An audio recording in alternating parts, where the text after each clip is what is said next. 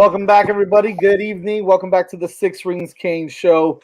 Jazz Santana here, joined by Paul Austria, Jakari Givens, and welcome back to our good friend Danny Gillette. Good to see you back, my friend.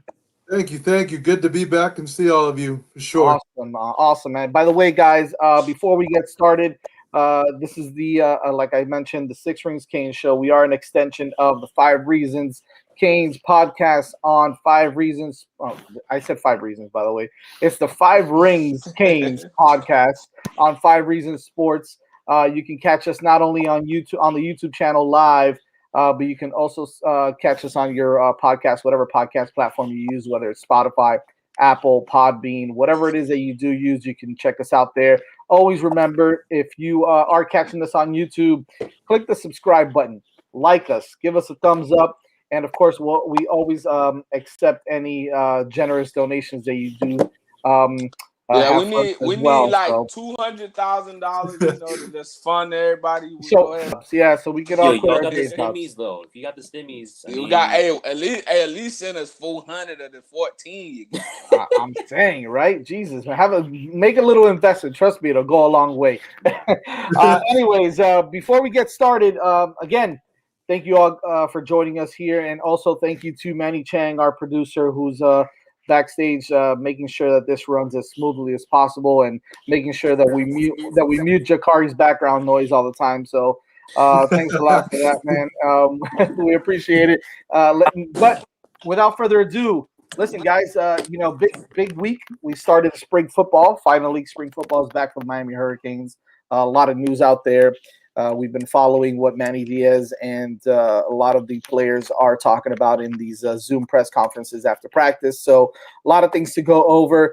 Definitely want to start off first by saying, look, I'm excited about spring football. There's some guys that are missing, but, guys that we know that are going to make a big impact. We don't really have to worry about how they're, if they're going to, be – if they're going to come out, if it's going to be a surprise that these guys play well, right? We kind of know who it is. It's Nesta Silvera is out for the spring. So is Will Mallory. Jake Garcia is going to be limited. So that is the biggest question, I think, is if Jake Garcia being limited will probably give TVD and guys like Payne Matoka an edge as far as getting out in front of in the lead as far as who takes that number 2 position at quarterback in the meantime, while De'Aaron King nurses his ACL, who apparently, according to Rhett Lashley and some of the others on the coaching staff, is ahead of schedule with his ACL, which is always good news. So we'll see if he makes it back for that September showing against Alabama. Let's start off first with practice. We're talking about practice around here, guys. Starting off today, let's just start today. The first time the guys are in shells. We heard from Gil Frierson. We heard from who else did we hear from today? We heard from Keyshawn Smith, Rambo. We heard from a lot of guys today talking about how excited they are to be here and how energetic the practices are. A lot of guys showing a lot of great energy. So we're pretty excited about that. I want to start off with Jakari on this one because you are someone who's gone through spring football before, college football, whether it's your freshman year or maybe as a veteran player on a college football program. What does spring football do for you as a player coming in early, learning the playbook? Talk to me a little bit about what spring football really is like at the college football level. So spring is where all the real battles happen. So if you have a quarterback battle, whatever position battle, that's where it gets decided at. Because going into the fall, you pretty much know who your guys are. You do have the guys that's gonna compete for playing time. Obviously, the new freshmen that may come in there, but the guys who enroll in spring, most times you see those guys are they're playing on Saturdays. All the true freshmen who enroll early, most times get playing time.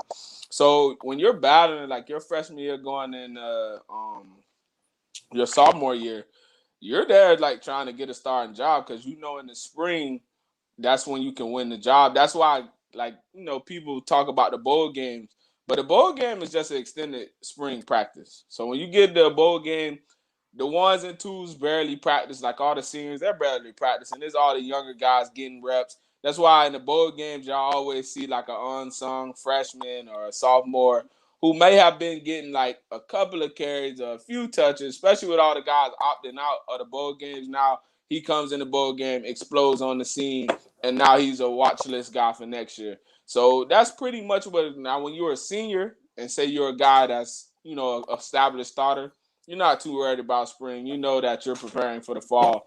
Your biggest thing when you come back, like your senior season, your junior going into your senior year, is the weight room and the conditioning. Making sure you improve on the things that you may need to get drafted or what you may need to take that next step to becoming a fringe all-conference player to an all-conference or all-American guy. So you take the spring serious for that reason, and also use the spring to build on everything you lacked on. So guys who weren't able to get in the weight room last year due to COVID, you know, a lot of this stuff was minimized. Those guys have had time to go ahead and get stronger, get bigger, get faster because they had the weight room program. Obviously, we still are battling COVID, but the light is at the end of the tunnel, we hope.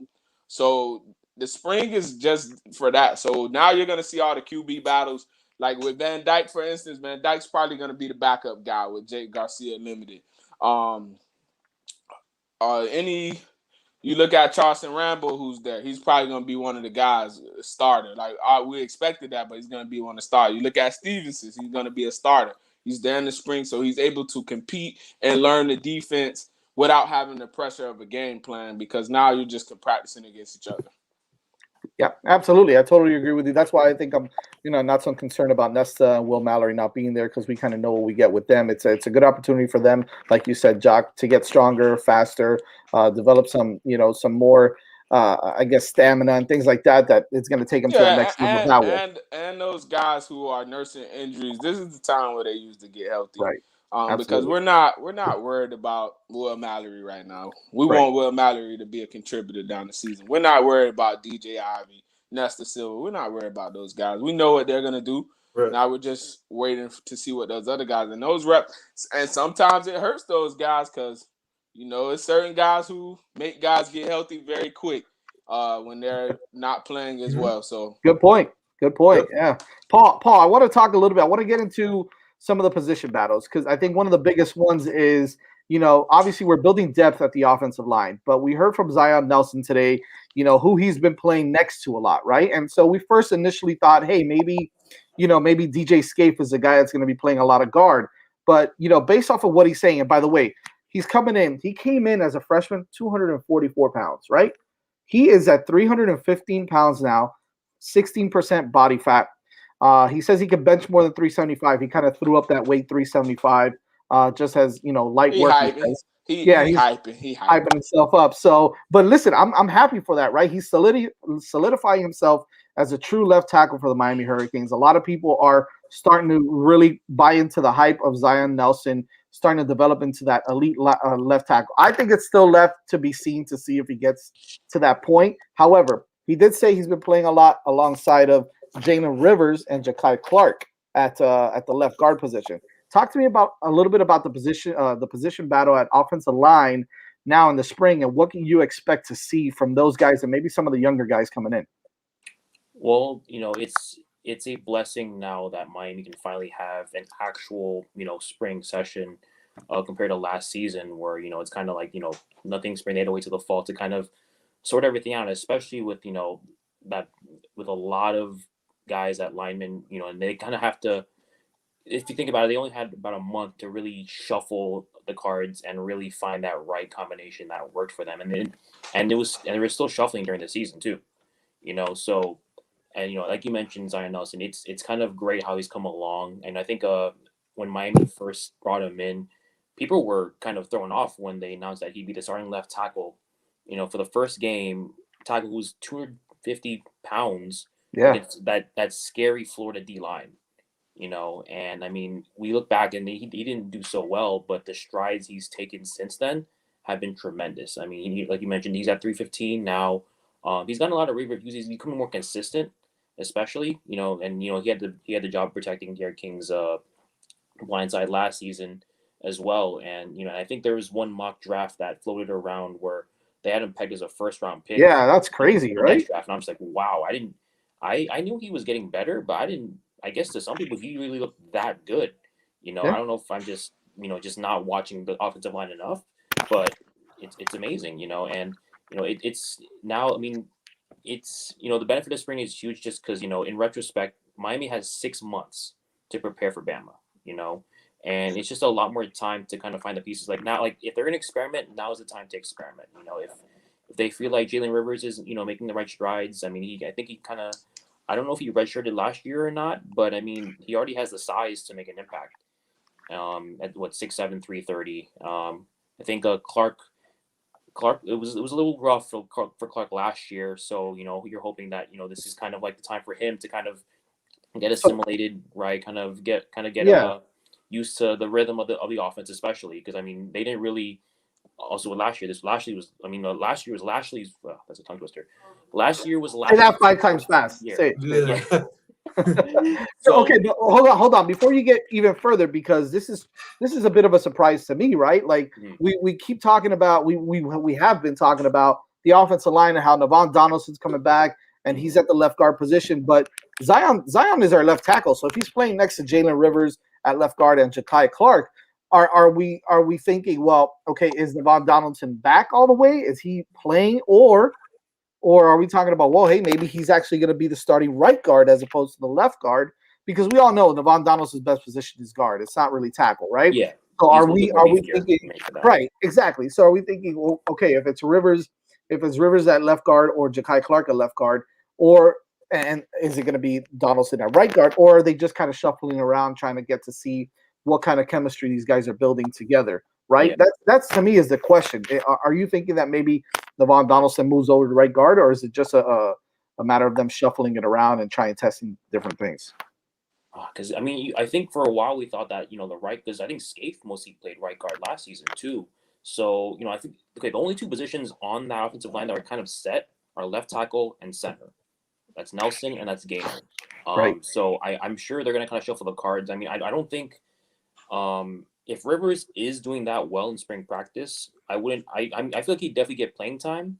But at the same time, they were able to. I think they were able to redshirt him or not, but they shouldn't be in a rush to play Rivers. Is what I'm saying. Especially with Donaldson kind of now.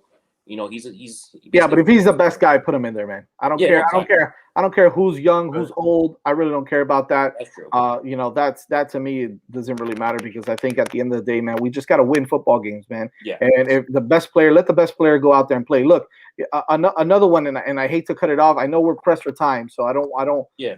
But another one that I want you to start off with, and maybe Danny jump in on this is, look, Jakari mentioned it earlier. Some of the guys that are coming in early now are going to have an opportunity to get out in front of some of the younger guys that are going to come in later on. However, we got a guy, a 5-star defensive tackle, number 1, number 2, number 3 player in the country recruiting last year. Leonard Taylor is going to come in the summer, right? I don't think that there's any way that you're going to keep that guy off the field. So tell me who are some guys that maybe are going to come in the summer that it really doesn't matter about the spring, and then kind of throw it off to Danny a little bit after that. Mm-hmm. I think, man, you just see LT because even with Taylor not making in for the spring, like you just every time I look on Twitter, I just see a clip of him in the weight room, just squatting, benching something that's insane. So he's working hard, and I feel like, I mean, it's to be seen how he adjusts to the college game. It's still a level up. But I mean, it's still a lot of names. I mean, right now you already have Cameron Kinchins on campus, so that's huge for him as well. I mean, with the depth, I think he's gonna start though. Yeah, I mean, I think he's a dark horse. Or eventually. No, right now, because I think he fits with Boba Bolden better than you would with Williams. Because Williams and Bolden pretty much bring the same thing to the table. Kitchens is more of a center fielder guy, ball hawk, can make plays in the secondary. I agree with that. Yeah. The truth is we've been a little underwhelmed with Gervin Hall's play and Amari Carter's as well, right? We thought maybe we're going to. I think Carter's going to move the linebacker though. It could be. He's apparently gained some weight too. So Danny, look, I mean, we've got so many guys that we're really looking at, that we're really kind of testing to see, who's our top 5 guys that are, we want to see kind of improve or not only improve, but just make strides in spring football. Talk to me a little bit about what you're seeing, what you've read up on, and what you kind of want to see out of maybe there's certain guys that you're looking at. Well, I believe it was you who tweeted a couple of days ago that Cheney was. I'm trying to see if I can find the tweet right here. He squatted 555 pounds and he benches about 315 pounds. And I've been a big fan of him. And we heard Jock talk about it. There are some guys who can parlay a successful bowl game from the previous season into good momentum for the following year. And so I'm really intrigued to see. I mean, he's obviously been working in the weight room. I'm intrigued to see, what Cheney can do and see if he can help that running game kind of break through a little bit, because he's definitely more of a power runner. But to me, I just want some production. I don't care if you're a power runner, speed guy, pass catcher. We didn't get enough out of the running game last year. So if Cheney can come in, it sounds like he's doing all the right things in the weight room and really make an impact in the spring, that could set him up for a good fall camp. And then hopefully Miami will be able to kind of parlay that and help out their running game a little bit, because there's no doubt that they have weapons at receiver and at tight end. I'd like to see the trifecta of a good running game, tight end game, and receiver game. And I think that would really be able to help the program, especially when they face Alabama for the opener. Yeah, no, I'm totally with you on that. And you mentioned the wide receiver game, and Keyshawn Smith was on today talking about how, he's gained some weight, he's gotten faster, he's gotten stronger. But not only him, but on the opposite side of the football, Corey Couch was mentioning how, going up against certain guys, he hasn't gone up really against Rambo too much, but the guys that he has gone up with, gone up against, that he's really impressed with, has been Michael Redding. And he says that he's just jacked up. He knows how to use his hands. He knows how to stack the cornerback, and apparently that his strength at the line of scrimmage, getting off, any press coverage and things like that, he's just been absolutely unbelievable. And look, I saw a photo of him, and he's got Roy Jones Jr. arms. So those biceps, I mean, he looks like he's gained a lot of weight and he's gotten stronger. So I'm happy about that. I really wanted to see that from him last year, but I know he got hurt towards the end of the season. So I think the wide receiver position is starting to shape up. Mike Harley is another one that Corey Couch said. I mean, he's a consummate, I don't want to say professional, but consummate, big time college football player at this point. I think he's going to have some big numbers this year, again, complemented by Rambo and whoever else is that number 3. So before we end here, because we only have a couple of minutes, maybe about what do we have? About 5 minutes left here. Well, actually, we got a little bit more than that. So maybe we'll do, instead of top 3, your top 5 players that you want to see in spring football. Danny, let's start off with you. Who are some of the top 5 guys that you really want to see, develop in spring? Cheney, Charleston, Rambo. I'd like to see, and this is a general, what we can get out of the quarterbacks. I'd like to see who emerges from the tight end position besides Mallory, because we already know what he's going to be able to do. And then I'd also like to see if the running game can continue to kind of step up a little bit. For me, it's not really about names; it's about production and what certain positions can do. I like that. That's a smart way to, because I'm not about names either. I think that if we can be productive any which way, I'm good with that either way. Jock, give me your top 5 spring football guys that you want to see. Al Blades. Just want to see how he comes back from the situation he had with the COVID. Mark Pope, just to see if he stepped his game up, to see where he's at. Corey Flagg is another one.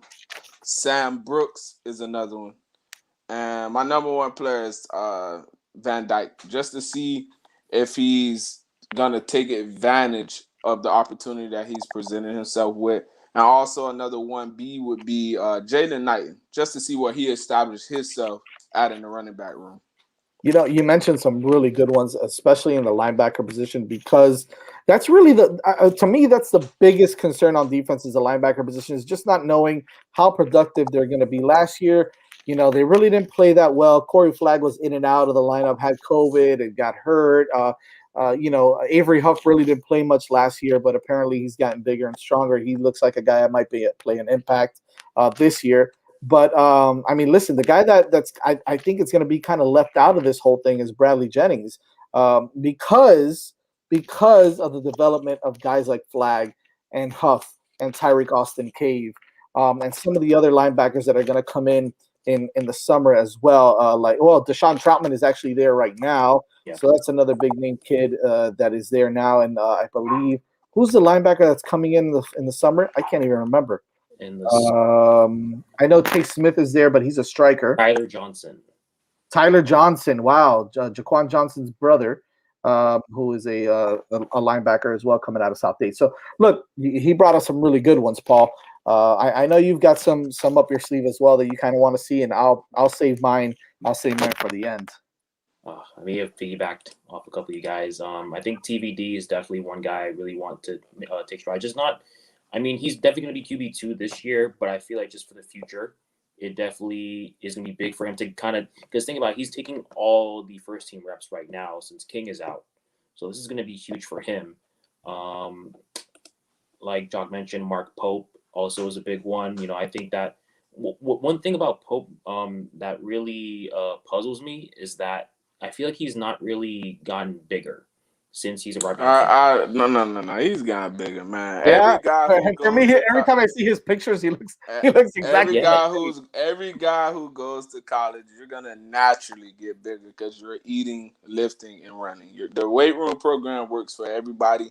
I heard the rumors about that, but Pope has gotten bigger. He may be a guy who doesn't put on weight. He's just not gonna get. Yeah, right. He's like he can be like Devontae Smith. Devontae Smith is working out at Alabama now. Come on now, he's just small. That's true. I guess the eye test it does look off to me, but he is up to 170 now compared. I think he was 160 or 150 when he came on the campus. I just want to see how he, like I mentioned before, how he responds to just kind of all the adversity coming in from last year into now. Especially with the receiver room, it's a lot more competitive now. Just see if he can kind of separate himself from the pack, and just kind of get his looks as well. Gervin Hall too. I think Gervin Hall. There's a lot of hype with him. When he first came out of Miami, and he has it in him. I feel like he has the ability in him. He just hasn't really developed as well as we thought. But he has a new coach he's playing under. So, a lot of people think that under T. Robbie is definitely going to take the next step. Don't forget, Nick Saban landed a helicopter at his high school to recruit him. Another one for me with Mallory out for the spring is Larry Hodges. I think that Mallory's kind of dealt with, Mallory would definitely get looks, but I feel like injuries are still kind of a concern with him. So it's important that Hodges is ready. He's getting everything right, his routes, his footwork. You've seen clips of him working with Stephen Field, and Coach Field is making sure that he's getting everything right. So, I hope that he takes the next step. And also one who we thought would break out last year, but he's been looking good in, a few of the clips that we've seen from is Jafari Harvey. We've talked about how, with Miami trying to replace essentially 3 high-level defensive ends, this is his time.